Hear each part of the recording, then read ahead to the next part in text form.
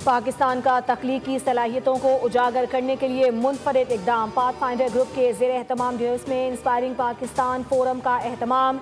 Executive chairman Asia पाक investments Sameer Chishti forum से अहम खिताब करेंगे। पाकिस्तान की इक्तसादी सलाहियत, नौजवान अफरादी क़ुव्वत और आलमी बरादरी के साथ ताउन के नए मौक़ों पर रोशनी डाली जाएगी।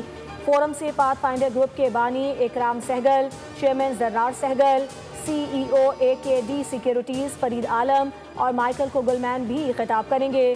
फोरम का मकसद पाकिस्तान में रोज़गार के नए मौक़े पैदा करना और आलमी सरमायाकारों और बैनुल-अक़वामी कम्यूनिटी को मुतवज्जे करना है।